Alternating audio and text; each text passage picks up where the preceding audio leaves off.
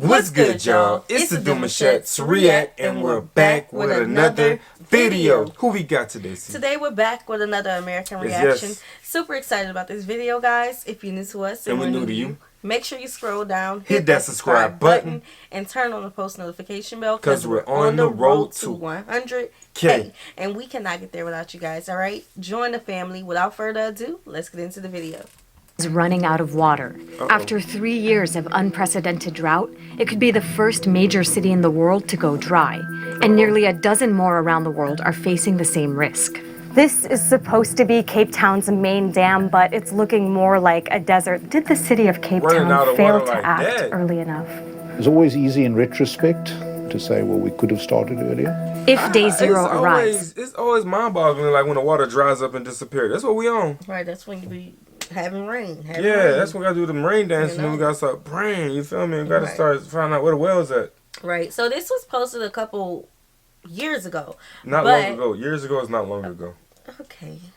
But still, I feel like this was posted a couple years ago, but some of our South African supporters, more than one person, sent this in. So that is why we're doing it. Big facts. And always be and always be mindful. You guys can give us a fair update on how things are going today, but we just getting started, and I just had to bring that to our attention.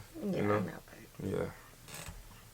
The South African city of 4 million will shut off the taps for all but essential facilities like hospitals.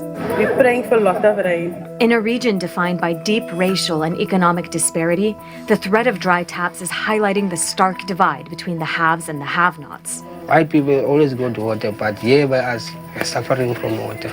But in the end, everyone in Cape Town could be left without water.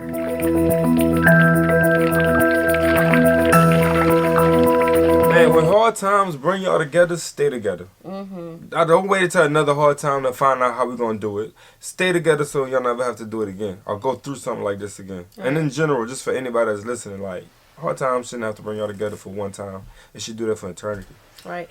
That makes me think about when we have hurricanes and, you know, after the hurricanes and people are trapped. Ain't nobody fighting there. Right. And we have the Cajun Navy that gets together with all the boats and they help anybody. It don't matter what race it is. It don't matter who you voted for. A person is a person during that time.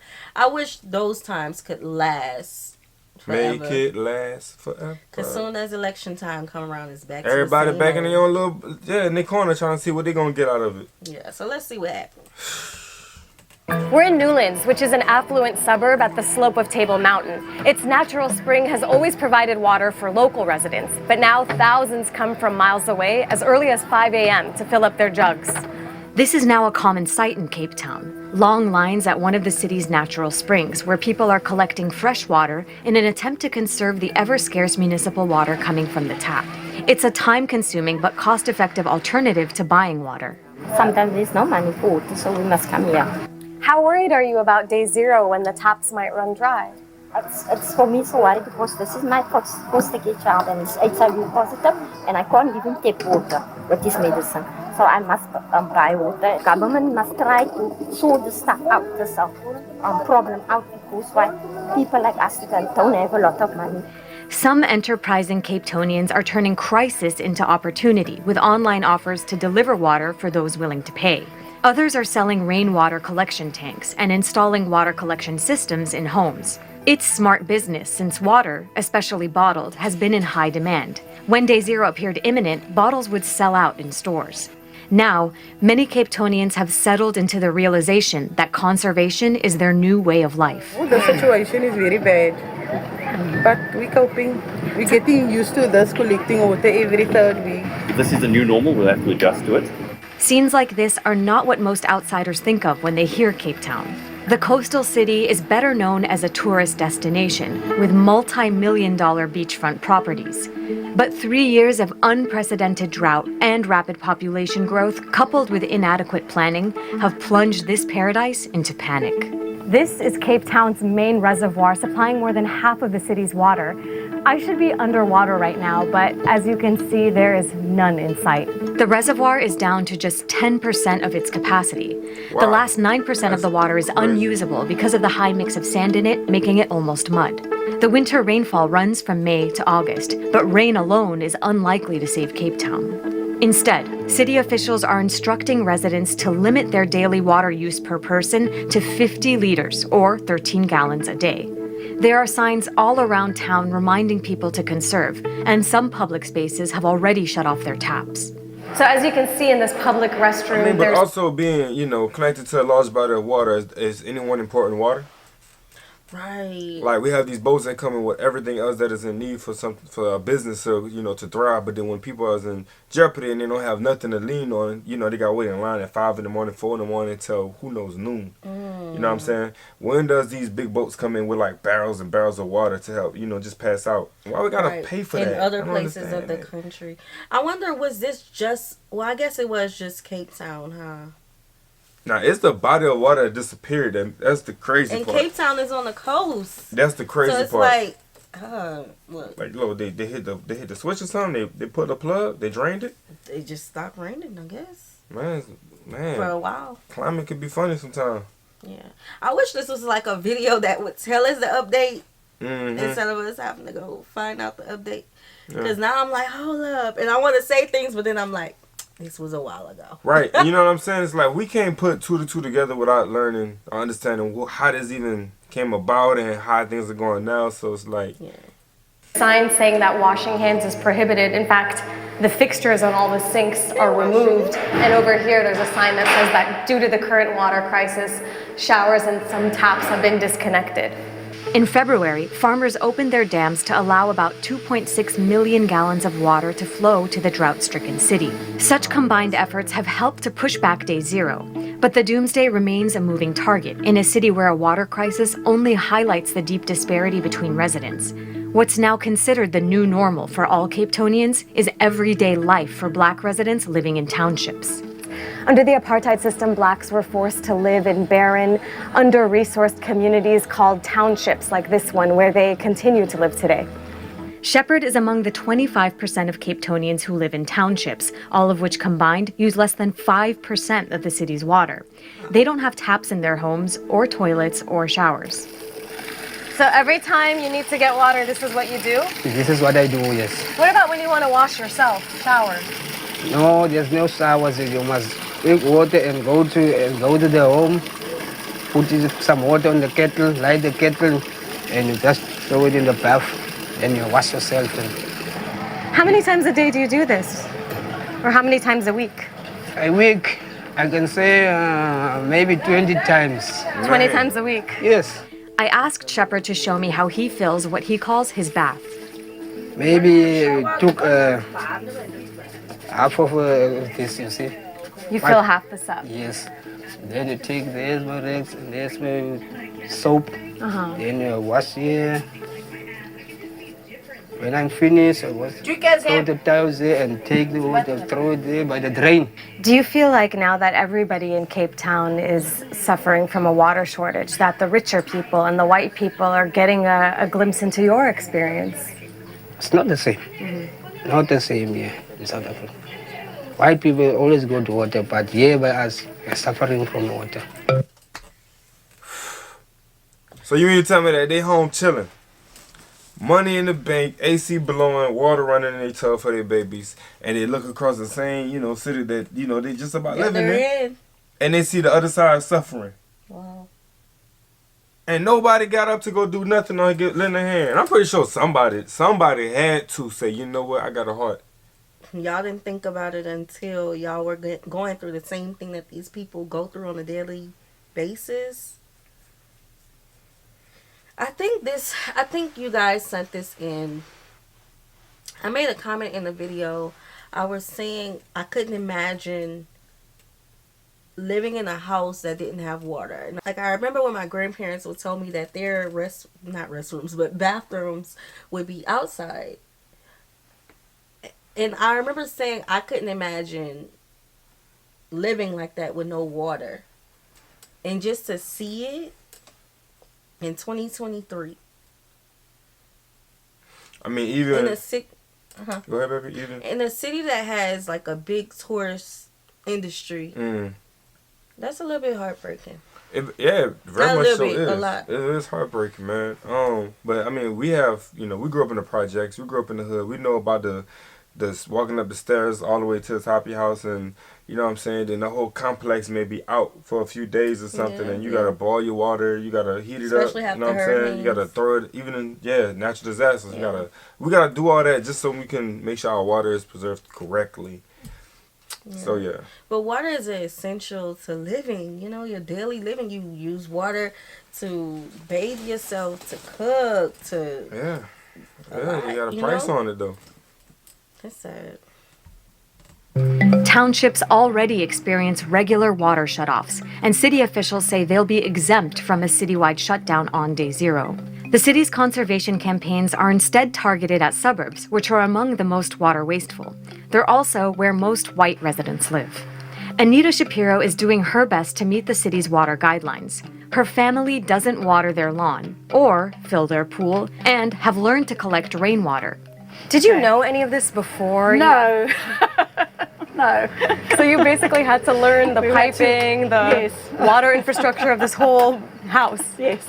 Anita's home has more conservation signage than most public facilities. She also uses wet wipes instead of washing her hands. If it's yellow, lets it mellow, takes short showers, and collects the gray water to flush the toilet with. Her neighbors have also drilled. I'm not about to go back. No. She got it down to the T. Okay, if it's yellow, make it mellow. Let it mellow.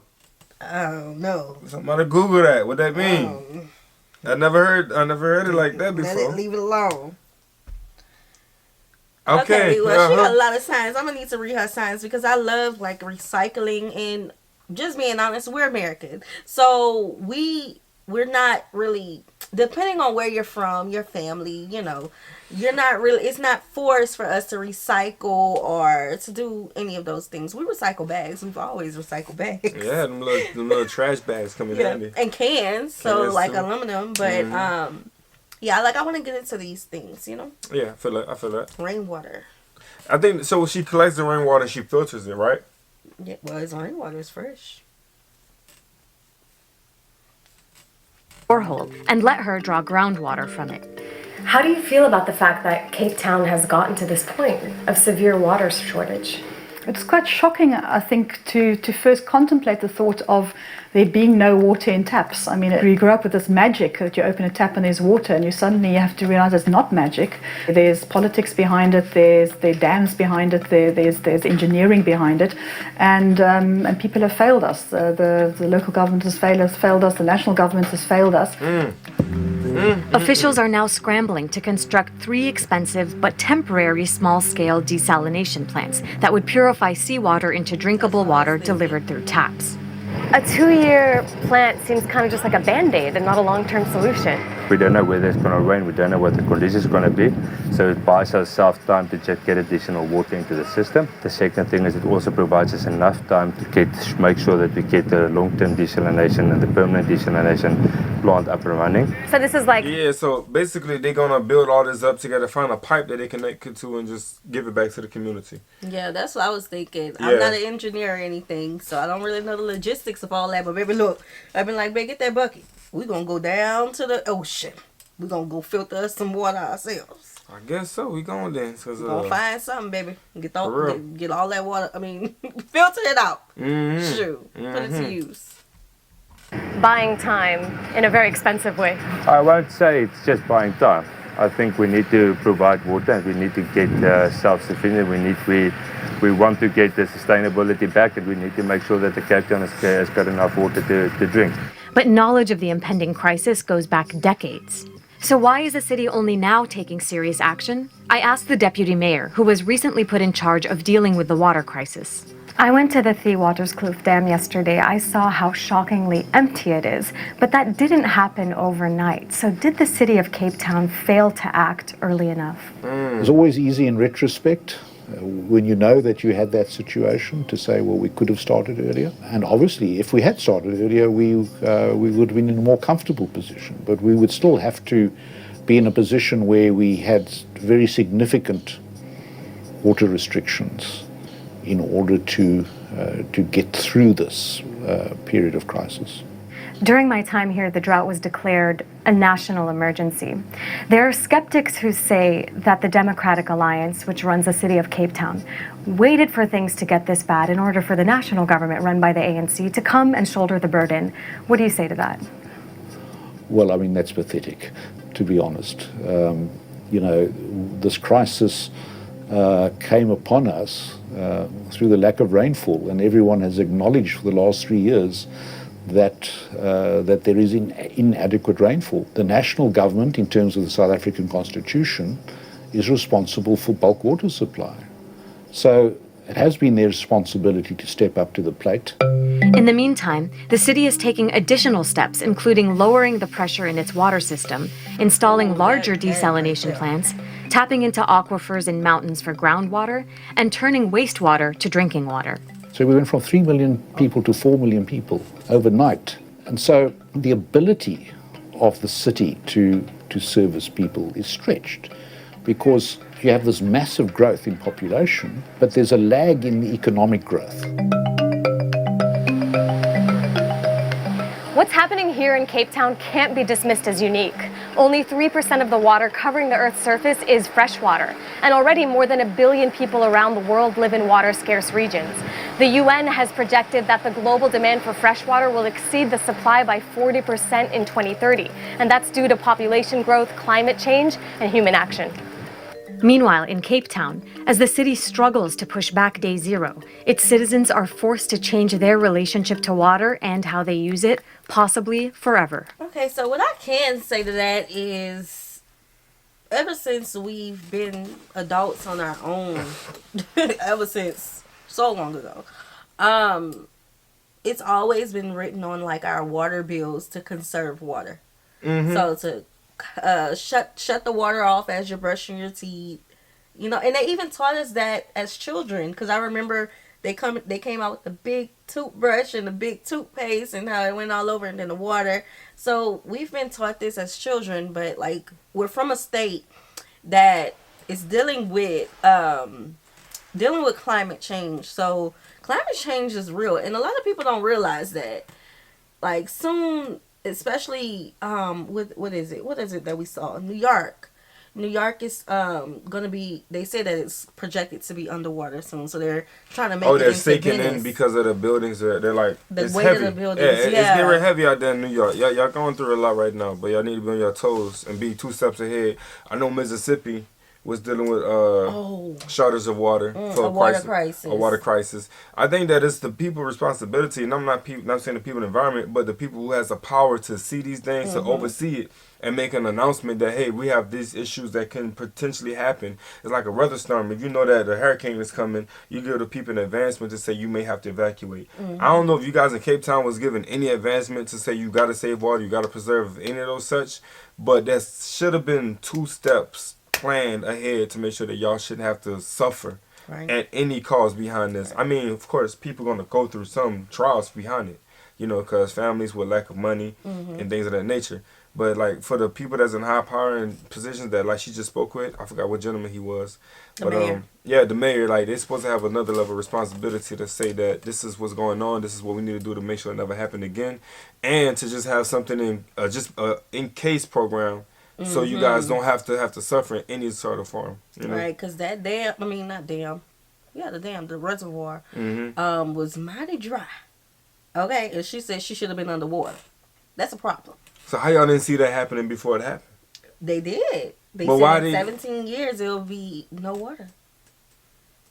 Wow. And that was decades ago that they said that. So I hope that when they do fix the problem, and of course let us know the updates, but when they do fix the problems, I think that it shouldn't just be over for certain groups of people. They should go in those townships and fix their problem as well. Get underneath there and get them pipes connected, man. Figure out how you guys can keep the water flowing regardless if it's shortage of rain. Right. You know what I'm saying? And I don't know the real, the skeptical thing, like behind the whole water system. The whole logistics stuff, the infrastructure, what they do with the water and why they need to keep it and for what other reasons they need to push it around for. But I know the people need the water.